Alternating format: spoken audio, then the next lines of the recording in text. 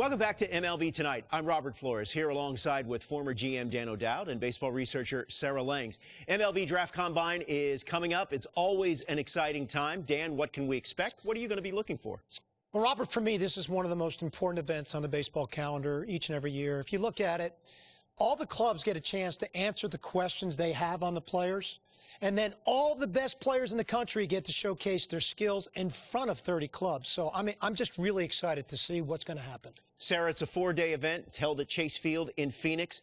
What advanced metrics can players and viewers expect to see? I mean, there's so much data with this event, part of why I love it so much, and I've been there every time this has been held, so glad we're back again. For pitchers, you got pitch velocity, you've got spin rate, you've got extension. For hitters, we have your exit velocity, launching, and of course the distance on those home runs. Well, congratulations and good luck to all the young athletes as they continue their journey to hopefully one day land in the big leagues.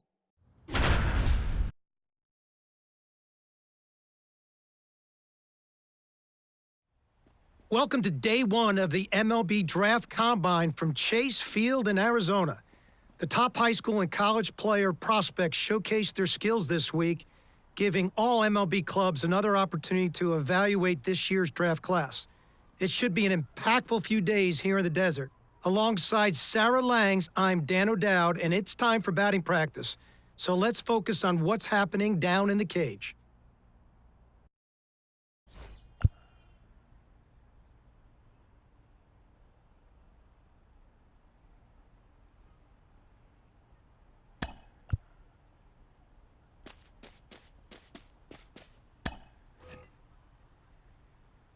Sarah, BP started now, and this is where the scouts really bear down. They're looking at presence in the box. They're looking at the balance, rhythm, and timing of the swings. They're looking at how clean a swing path is. They're looking how connected a player can be to a swing, and they're looking at the ability if they can hit the ball the entire field. And there's so much data that comes along with BP. We've got exit velocity, which means we can look at how often the player's hitting the ball hard. In this day and age, hitting the ball hard has an actual definition. That's 95 plus miles an hour. And why do we care about that? Because in today's game, if you hit the ball hard, you're going to hit about 500 on those batted balls with a 1,000 slugging percentage.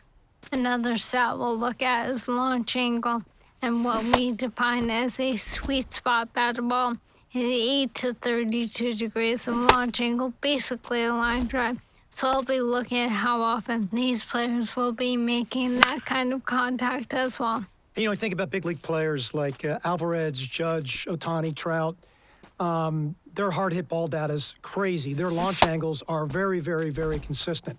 And you add all the things that we're evaluating, and think about, Sarah, the pressure these young players are under right now is probably the most pressure-packed BP these players have ever taken in their careers. This was a tough round of BP.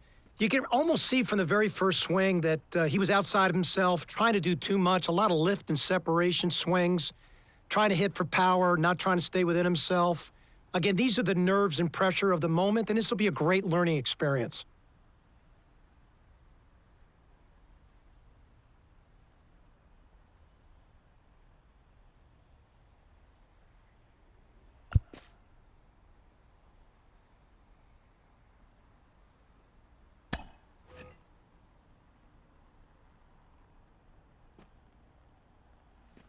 We're going to focus on the first baseman's now. For me, this is what I call an awareness position.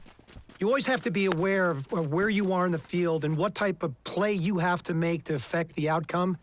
So we're going to look at double play turns, watch footwork and the accuracy of the arm and the slot the arm comes from, because your slot's got to be true. The ball's got to be true to second base. We're going to look at bunt plays, how quickly they charge. Are they in control of their movement patterns?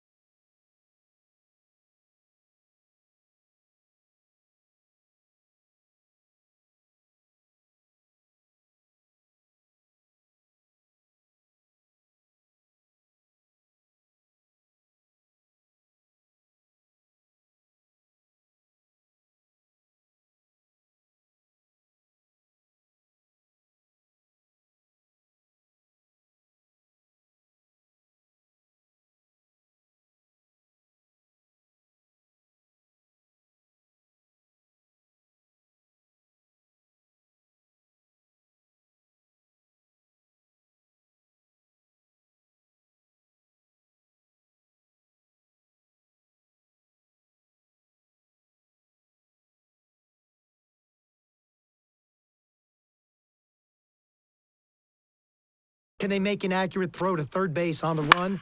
And then we're going to look at plays at the plate, the do-or-die plays. So we're looking at how they handle the pressure of making a throw under those kind of conditions. Obviously, for first baseman, we're not going to focus or glorify arm strength in quite the same way. You have to make some crucial throws. That's not what I focus on here. Here, I really think about range, and that's where we can think about those range-based metrics that we have, of course, not in the moment, but what comes out over the course of the season. Things like out above average and ultimate zone rating. Those are stats which we'll take a look at every ball that was hit in a first baseman's way and how accurately and well he fielded that ball. Sarah, this is the one position on the field where you have the opportunity to pick up your teammates defensively night in and night out. They need to know that they've got a first baseman over there, like a Paul Goldschmidt, for an example, that any ball in the general vicinity, they're going to make that play and they're going to save the club for an error. It's a position of accumulation for me of a ton of reps. It's something you've got to work on an everyday basis. So we're beginning to get a feel for the athleticism of these players and their ability to actually be able to do that day in and day out.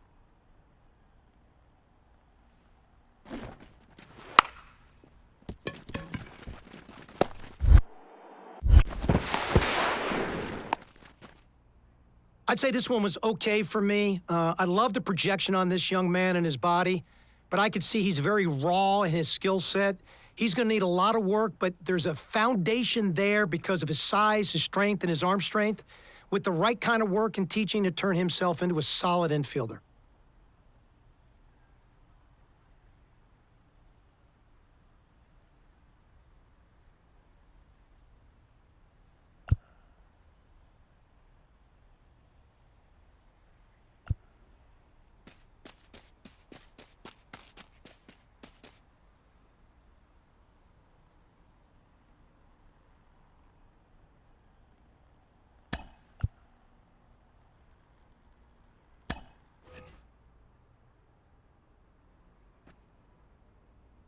Well, we're down to the pitchers now, Sarah, and the variety of things scouts are looking for when they look at pitcher. They're looking at, how well their body works over the rubber. I talk about balance, rhythm, and timing within their delivery. They're certainly looking at arm strength. They're going to measure spin, horizontal movement, but you really going to look at command. I mean, where the catcher's set up, can you throw the ball to that spot, within the strike zone or outside the strike zone, and can you do that with multiple pitches? As you said, already a handful of things that will be measured here. Of course, velocity. You mentioned spin rate. Something else clubs take a look at is active spin. That's what percentage of that spin rate actually contributes to movement, as opposed to just spinning but not changing the way the ball is actually moving. And so that's why deliveries are so important. Every one of those metrics, Sarah, is tied to your ability to duplicate your unique body type. And that's why you can get a lot out of these bullpen sessions by bearing down on a pitcher's delivery.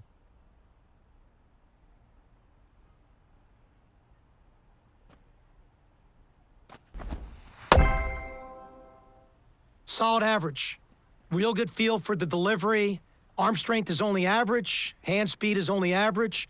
But a really strong understanding of the strike zone and how to utilize all his pitches that are available to him. Could be one of those kids that really have a high floor, solid contributor in the back end of a rotation.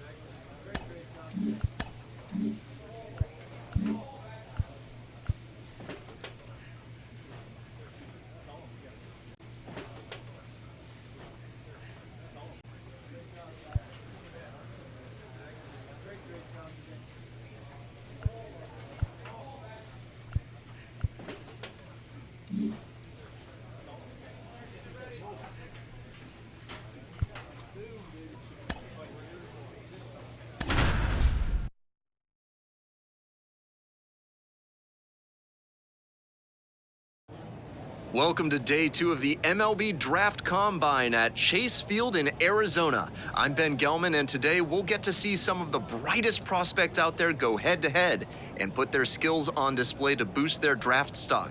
We're just about ready to get started. So 2 down. Next is the switch-hitting first baseman, Kobe Bryant. He looks confident as he steps into the batter's box. Seems like he's immune to all the pressure these young prospects must be feeling.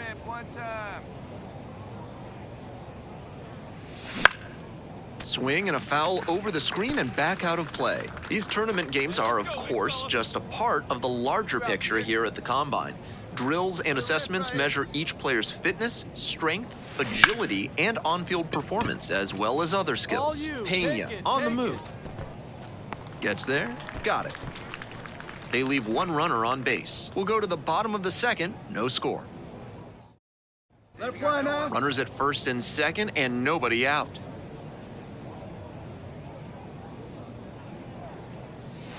Swings and misses. It's 0-1. Big opportunity to do damage, but the hitter can't get over-aggressive, or it could backfire big time.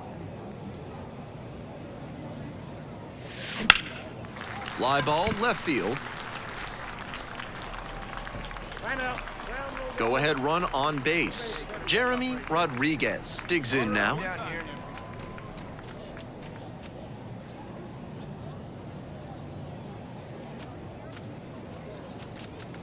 Got him looking, and that's a strikeout. 1 out and 2 in scoring position. Now it's the right fielder, Willie Tumalo. Right here. Let it fly.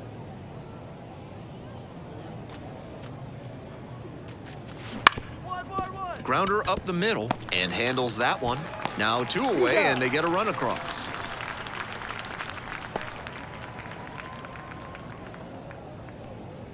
So a man at third, 2 away. Now it's the second baseman, Eric Evans.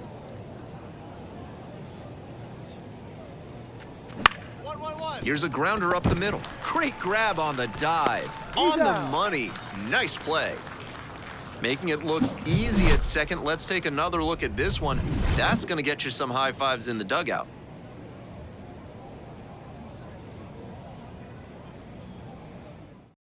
Hey, we're patient 2 up there. away, and the bases are loaded. 2 down here. Here's the center fielder, Steven Pena. Come on. 2-1 pitch coming. Now a bunt towards third. Barehand grabs. Throw to first. To first, not in time. Everyone's safe. With the go-ahead run in the batter's box. There we go.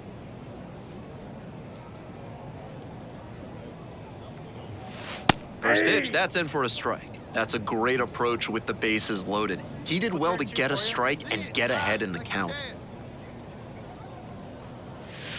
Swings and misses. No balls, 2 strikes. You can do it. Knowing better. Let's do it. Back and a miss. That's a strikeout. That's straight up power pitching right there. 3 straight fastballs, and the batter wasn't up to the task. Bottom of the inning, here's the shortstop at the plate, Brian Doherty. Up there. Tries to drag bunt towards first. The tag, and he's out. You're out. With the tying run at the dish. Right now. Here we go, 1. Hey, your turn. Nobody better.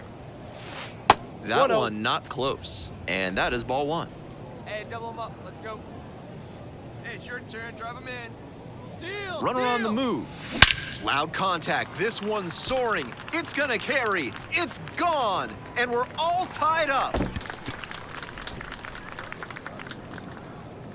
Blasted that one out of here. It's 7-7. This one is by no means over after that game-tying home run.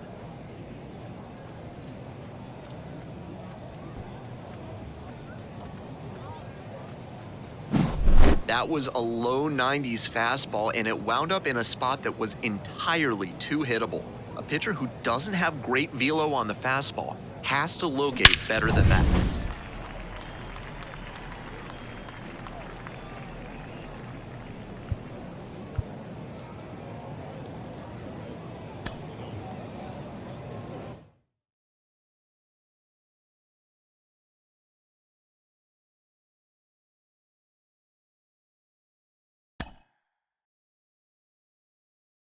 you.